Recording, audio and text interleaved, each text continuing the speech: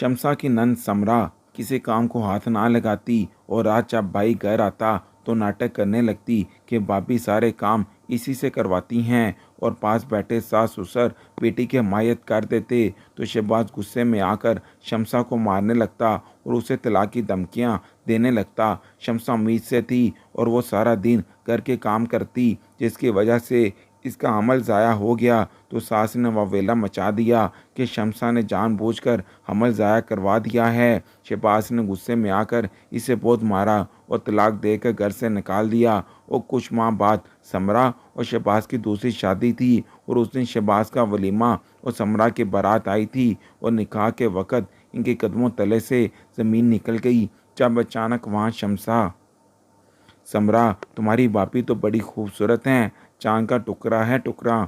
समरा की सहेलियां जब शहबाज की शादी पर आईं तो शमसा की बड़ी तारीफ़ें कर रही थीं। वो वाकई एक हसीन लड़की थी, लेकिन इसके बरक्स समरा की रंगत सांवली थी। अपनी भाभी की तारीफ़ें सुनकर समरा से तो ये सब बर्दाश्त नहीं हो रहा था। वो कहने लगी, बस रंग ही तो है और क्या है। इसने अपने कंधे पर आने वाले बालों को हाथ के झटके से पीछे किया। हालांकि ना रंग था, ना रूप, और ना ही वो ज़्यादा खूबसूरत थी, लेकिन इकलौती ज़रूर थी, इसलिए बला का घमंड था। इसे स्टेज पर बैठे अपने खूबसूरत भाभी के पहलों में बैठा अपना भाई भी इसे जोड़ का नहीं लग रहा था, लेकिन भाई के चेहरे पर आने वाली खुशी देखकर इसे समझ आ गई थी कि बीवी इसे बेतहाशा पसंद है।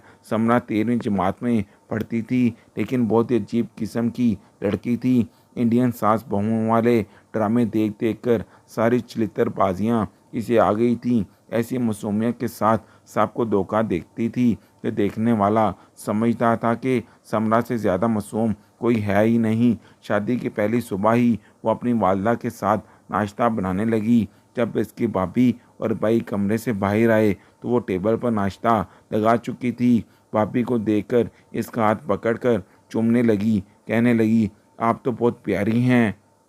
शमसा ने भी इसे सीने से लगा लिया। वो इस घर में मिलजुल कर प्यार और मोहब्बत से तो रहने आई थी, फिर रात को ही शहबाज इसे कह चुका था कि इसकी बहन बहुत लाडली है, इसलिए इसके साथ ऐसे ही रहे जैसे कि अपनी छोटी बहनों के साथ रहती है। शमसा को भला समरा से क्या दुश्मनी हो सकती थी। भाई को दिखाने के लिए समरा बार बार बता रही थी कि भाई आपको पता है कि मैं कितना लेट उठती हूँ, लेकिन आज अपनी भाभी के लिए नाश्ता बनाने के लिए मैं सुबह सवेरे ही उठ गई। देखें, ये सब कुछ मैंने बनाया है। हालांकि सब कुछ इसके वालिद बेकरी से लेकर आए थे। शहबाज ये देखकर बहुत हैरान हुआ, कहने लगा, ये पुड़ियाँ, चने और बाकी सब कुछ तुमने बनाया है। समरा कहने लगी, और क्या, सुबह से उठकर किचन में लगी हुई हूँ। शहबाज बहुत खुश हुआ, कहने लगा कि मेरी गुड़िया तो माशाल्लाह बड़े अच्छे खाने बनाने लगी है। इसकी वालद और वालदा कुछ देर पहले ही कमरे से बाहर निकले थे। शमसा ये सब देखकर हैरान थी कि इतना सब कुछ इसने कैसे अकेले बना लिया। बहरहाल ये राज भी शमसा को पर कुछ दिनों पर ही खुल गया था कि समरा तो किसी काम को हाथ तक नहीं लगाती। एक मुलाजमा आती थी जो घर का सारा काम भी करती थी, और यहाँ तक कि समरा पानी भी इसी से मंगवाती थी। सारा दिन टीवी खोलकर इंडियन ड्रामे देखती रहती। माँ को भी बेटी की कोई परवाह ना थी। फैशन तो जैसे समरा पर ख़त्म था। पूरा दिन हाथों को लोशन से साफ करती, नाखून पॉलिश लगाती, तो कभी अपने चेहरे को संवारती रहती, रंग गोरा करने वाली क्रीमें लगाती रहती। कहती, चूल्हे के पास जाऊंगी तो मेरा रंग और ख़राब हो जाएगा। शादी के दूसरे दिन ही शमसा की सास ने इसे किचन का रास्ता दिखाया था। कहने लगी कि मेरी पूरी हड्डियों में अब इतनी जान नहीं है कि मैं 15 दिन नखरे उठाऊं।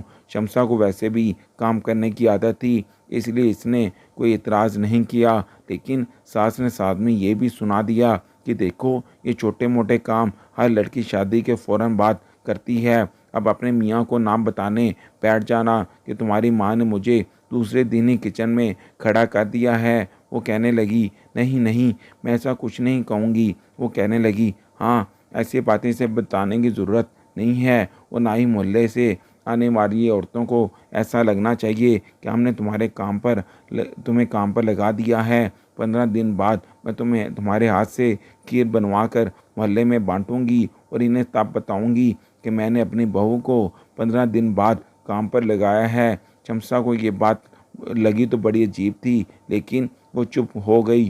काम सिर्फ खाना पकाने तक का नहीं था, बर्तनों का एक अंबार भी होता था जिसे वो धोते धोते थक जाती थी। समरा पानी भी पीती तो गिलास धोने के लिए सिंक में रखकर खूब किचन से बाहर निकल जाती। पूरा दिन टीवी लगाकर इंडियन ड्रामे देखती रहती। जब देखती कि अब भाई और बाप के घर वापस आने का वक़्त हो रहा है तो फटाफट से टीवी बंद करती और सर पर दुपट्टा बांधे किचन में घुस जाती। उस वक़्त तक शमसा सारे काम कर चुकी होती थी, बस आखिर की 2-3 रोटियां ही रह जाती थीं। तो कहती, भाभी ये आप क्या कर रही हैं? अरे भाई के आने का वक़्त हो रहा है, जाएं जाकर नहाएं और बड़े खूबसूरत से कपड़े पहनें और मेकअप करें। भाई आएंगे तो इन्हें कितना बुरा लगेगा कि नई नवेली दुल्हन है। आप ये सब छोड़ें, ये रोटी मैं बना लूँगी। शमसा को बड़ी खुशी हुई कि चलो इसे कुछ तो एहसास हुआ। फिर वो रोटी छोड़कर किचन से बाहर चली गई, अपने कमरे में गई, एक खूबसूरत सा जोड़ा निकाला और नहाने चली गई। नहाकर वापस आई, कपड़े पहने तैयार हो गई। इस वक्त शहबाज और इसके वालिद दुकान से वापस आ चुके थे। जैसे ही शमसा बाहर आई तो शहबाज बेहद गुस्से में था और समरा बैठी रो रही थी। इसके वालदा गुस्से से माथे पर बात डाले शमसा को देख रही थी। वालिद भी गुस्से में थे। शमसा तो समझ नहीं पा रही थी कि 10 मिनट में ऐसा भी क्या हो गया। शहबाज शमसा को देखते ही कहने लगा, ये तुम्हारे नाज नखरे कब तक चलेंगे? अब समरा का हाथ जल गया रोटी बनाते हुए। सुबह से वो कामों में लगी हुई है। अरे कुछ खुद भी तो इंसान ख्याल करता है। ठीक है, तुम्हारी नई नई शादी हुई है, इसका मतलब ये तो नहीं कि तुम कमरे में बैठी बिस्तर तोड़ती रहो। देखो क्या हाल हो गया है इसका हाथ। ये सुनकर शमसा तो जितनी भी हैरान होती उतना कम था, लेकिन मौका कुछ ऐसा था इसलिए कुछ बोल नहीं पाई। फ़ौरन से समरा के पास आई, इसका हाथ पकड़ा तो वो चिल्लाने लगी, वावेला मचाने लगी कि बहुत जलन हो रही है, बहुत जलन हो रही है। इसका वावेला सुनकर इसके माँ बाप और शहबाज तो जैसे गुस्से से पट पड़े थे। शहबाज कहने लगा, बहुत कर लिया तुमने आराम, कल से तुम समरा के साथ किचन में काम करोगी और जब तक इसका हाथ ठीक नहीं हो जाता समरा किसी भी काम को हाथ नहीं लगाएगी। शमसा सोचने लगी कि पहले वो कौन सा किसी काम को हाथ लगाती है, लेकिन बोली कुछ नहीं क्योंकि सास इसे बुरी तरह से घूर रही थी। समरा रोई जा रही थी कि जैसे कि न जाने इसके हाथ में कितनी जलन हो रही है और न जाने इसका हाथ कितना जल गया। आखिर की 2 रोटियां ही तो रह गई थी, वो भी शमसा बनाकर ही चली जाती तो अच्छा था। शमसा ने अगले रोज़ रात को भी समरा को किचन में आने ना दिया। कहने लगी कि तुम्हारे हाथ में जलन है, तुम रहने दो, मैं खुद कर लूँगी। लेकिन वो कहने लगी, नहीं कोई बात नहीं, मैं कर लूँगी, आप जाएं, जाकर तैयार हो जाएं। लेकिन शमसा नहीं मानी। बड़े प्यार से इसने समरा को किचन से बाहर भेज दिया। सारा काम करने के बाद फिर वो किचन से बाहर आई थी, फिर तैयार होने के लिए अपने कमरे में चली गई। शहबाज ने जब खाना खाया और इसे पता चला कि शमसा ने बनाया है तो वो तो बहुत तारीफ़ें करने लगा। ससुर भी कहने लगे कि माशाल्लाह से बहू के हाथ में तो बहुत जायका है। शहबाज की आंखों में शमसा के लिए मोहब्बत देखकर समरा के तो जैसे तन बदन में आग सी लग गई थी। फिर शहबाज शमसा से कहने लगा कि खाने के बाद चादर ओढ़ लेना, मैं तुम्हें आइसक्रीम खिलाने के लिए ले जाऊंगा। आज तुमने इतने मज़े का खाना बनाया है कि मैं तुम्हें आइसक्रीम ज़रूर खिलाऊंगा। ये सुनकर समरा और इसकी वालदा का मुंह बन गया था। फिर वो दोनों मोटरसाइकिल पर आइसक्रीम खाने चले गए। शमसा बहुत खुश थी क्योंकि शहबाज का रवैया इसके साथ बहुत अच्छा था और यही बात समरा से बर्दाश्त नहीं होती थी। अब तो ये रोज़ का सिलसिला होने लगा था। शमसा खाना बनाती तो शहबाज इसकी बहुत तारीफ़ें करता और वो खुश हो जाती। लेकिन माँ बेटी से ये सब कुछ बर्दाश्त नहीं था कि बेटा बीवी का गर्विदा क्यों होने लगा है, दोनों इतनी मोहब्बत से क्यों रहते हैं। शहबाज शुरू से ही गुस्से का तेज़ था, इसलिए समरा और इसकी माँ को लगता था कि बीवी वह हमेशा गाली गलौज करेगा, डांटेगा, गुस्सा करेगा और वो दोनों बैठकर इसका तमाशा देखेंगी। लेकिन शायद ये शमसा का हुस्न था, सलीका मंदी थी कि इसने अभी तक शहबाज को शिकायत का मौका नहीं दिया था। इसका हर काम वो कहने से पहले ही कर देती थी और सुबह दुकान से जाने से पहले इसकी हर चीज़ तैयार होती थी। इसके कपड़े, घड़ी और बटुआ सब कुछ बेड पर मौजूद होता था। जब वो तैयार होके बाहर आता था तो कि नाश्ता तैयार करके वो टेबल पर रख देती थी। हालांकि पहले ऐसा कुछ भी नहीं था। समरा तो वैसे ही किसी काम को हाथ नहीं लगाती थी और इसकी वालदा हर वक्त अपने बुढ़ापे का रोना रोती रहती थी। घर का निज़ाम तो शमसा के आते ही काफ़ी हद तक बेहतर हो चुका था। फिर वो आदत की भी बहुत अच्छी थी। शहबाज का बहुत ख्याल रखती थी। रात को जब वो थका हुआ घर आता तो इसे चाय बनाकर भी दे देती। लेकिन दोनों मियाँ बीवी की मोहब्बत ना तो सास से बर्दाश्त हो रही थी और ना ही समरा से। एक बार शमसा खाना बनाने के बाद कमरे में तैयार होने गई तो समरा ने चुपके से इसके बनाए हुए खाने में मिर्च बहुत ज़्यादा तेज़ कर दी। जब सब ने खाना खाया तो माँ ने वह वेला मचा दिया कि इतनी तेज़ मिर्चें। शहबाज भी शमसा को गुस्से से देखने लगा। वो हैरान थी कि मिर्च कैसे तेज़ हो गई। माँ कहने लगी, मेरा तो पहले ही ब्लड प्रेशर हाई रहता है, इतनी मिर्चें खा के तो मेरा तो ब्लड प्रेशर ही शूट कर जाएगा। फिर कहने लगी, बहुएं ऐसी ही करती हैं, शुरू शुरू में तो सब कुछ अच्छा पकाती हैं ताकि शोहर का दिल जीत सकें और जब शोहर काबू में आ जाए तो इस तरह के हथकंडे इस्तेमाल करती हैं ताकि शोहर को लेकर अलग घर में रह सकें। शमसा तो अपनी सास की बात सुनकर हैरान थी। फिर वो कहने लगी, मेरी बच्ची सारा काम करके थक जाती है, बस एक खाना ही तो शमसा को बनाना होता है और इसमें भी इतनी मिर्चें होंगी तो हम तो खाने पीने से भी रह जाएंगे। ये सुनकर सबके सामने शहबाज ने शमसा को वो डांटा था कि तुम कैसे खाना बनाती हो, इतनी मिर्चें तुमने क्यों डाली? पिछले 4 दिन तो बड़ा ही अच्छा खाना बना रही थी। वो कहने लगी कि मैंने ऐसा कुछ भी नहीं किया, मैंने तो आज भी इतनी ही मिर्चें डाली थीं। तो सास कहने लगी, तो क्या हमने तुम्हारे खाने में मिर्ची डाली है?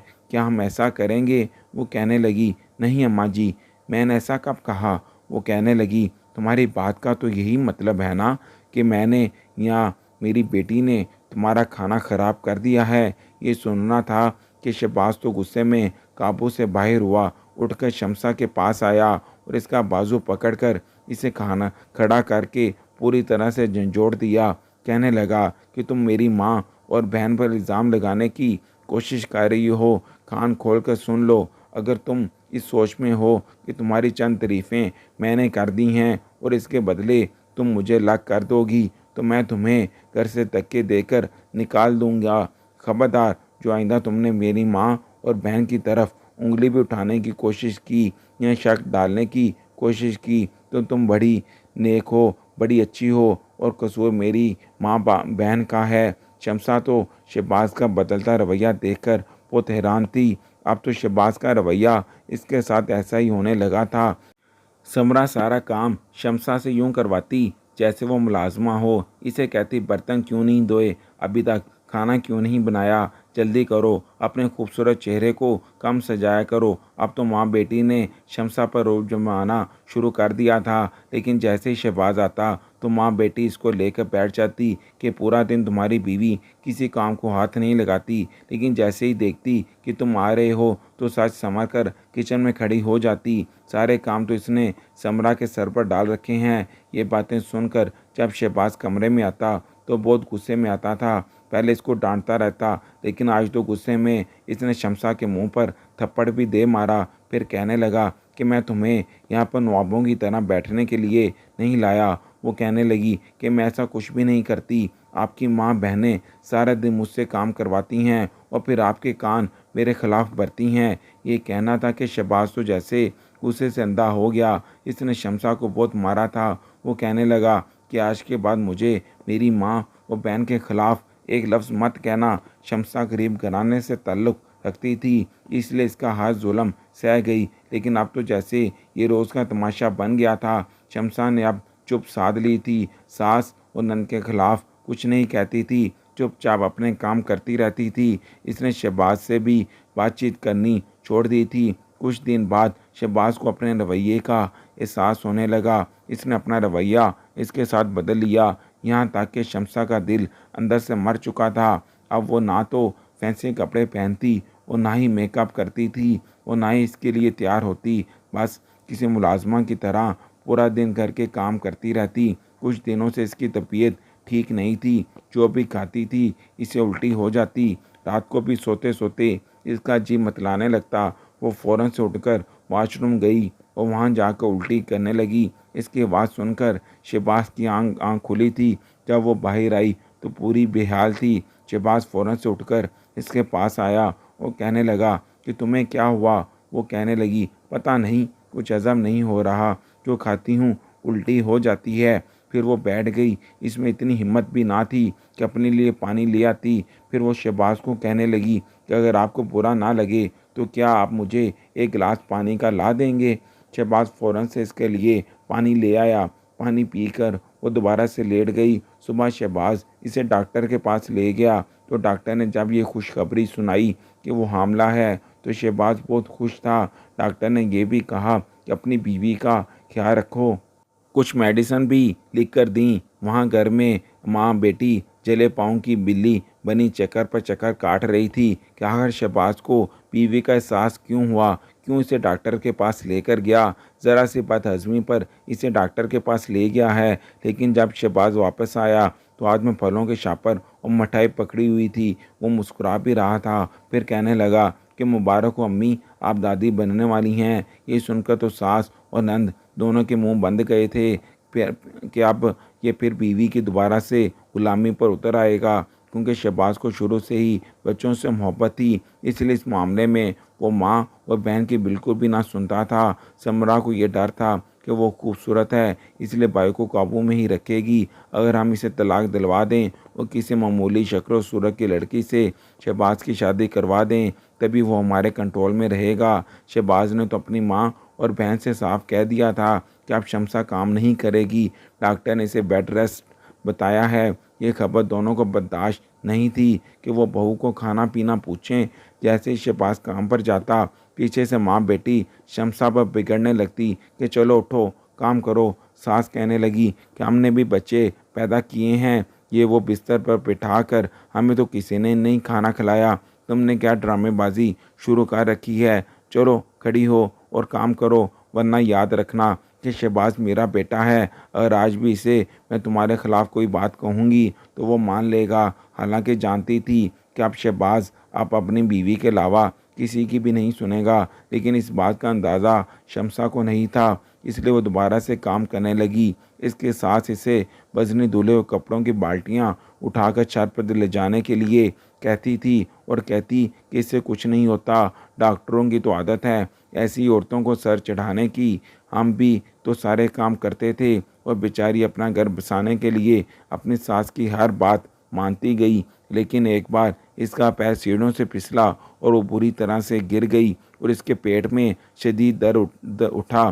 सांस हॉस्पिटल ले गई और इसका बच्चा साया हो गया। ये खबर जब शहबाज को पहुंची तो वो हॉस्पिटल आ गया तो माँ ने वहाँ वेला मचा दिया कि ये तो बच्चा पैदा करना ही नहीं चाहती थी। जब से इसे पता चला है कि हामला है जानबूझकर वजनी काम करती थी। हम मना करते तो कहती कि मुझे अभी बच्चा नहीं चाहिए, मैं इतनी जल्दी बच्चे की जिम्मेदारी नहीं ले सकती। माँ ने ऐसी झूठी बातें बेटे को बताई थीं कि तुम्हारी बीवी तो औलाद ही नहीं चाहती थी कि कहीं इसके हुस्न और खूबसूरती पर फ़र्क ना पड़े जाए।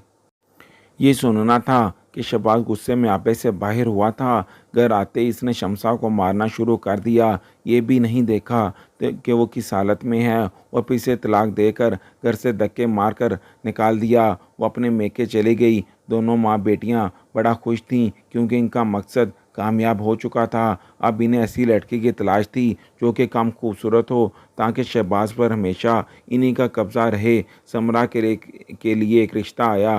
लड़का काफ़ी अच्छा कमाता था लेकिन इन्हें समरा कुछ खास पसंद नहीं आई। बस इनकी ये शर्त थी कि अगर आपका बेटा हमारी बेटी से शादी करेगा तो हम भी समरा की शादी अपने बेटे से करवा देंगे। इनकी बेटी मोटी थी और शक्ल सूरत की भी आम सी थी और इस लड़की का रिश्ता नहीं हो रहा था, इसलिए उन्होंने वट्टे सट्टे की शर्त रख दी। समरा के माँ बाप ने फ़ौरन से हाँ कर दी ताकि बेटी अपने घर में खुश रहे। और वैसे भी शहबाज की दूसरी शादी थी, इसलिए शहबाज को भी राज़ी कर लिया गया कि तुम्हारी दूसरी बीवी तो तुम्हें ऐसी ही मिलेगी। हालांकि शहबाज को वो ज़रा भी अच्छी नहीं लगी। दिल ही दिल में वो अंदर से पछता भी रहा था, क्योंकि शमसा से इसे दिली मोहब्बत हो चुकी थी, लेकिन गुस्से में आपे से बाहर होकर वो इसे तलाक दे चुका था। इसने कहा कि मुझे अब शादी करनी ही नहीं है, लेकिन माँ ने कहा कि अगर तुम नहीं करोगे तो समरा का घर भी नहीं बसेगा। फिर शहबाज को मजबूर करके शादी के लिए रजामंद कर लिया गया था। शहबाज बुझे दिल के साथ इस शादी पर रजामंद हुआ था। बार बार अपने किए पर भी पछता भी रहा था कि इसे उससे मंदा होकर इतना बड़ा फैसला नहीं करना चाहिए था। वो तो बेचारी कुछ भी नहीं कहती थी। फिर एक ही तो बच्चा ज़ाया हुआ था, और कौन सा ऐसा था कि वो दोबारा माँ नहीं बन सकती थी। लेकिन अब तो वो शमसा को खो चुका था।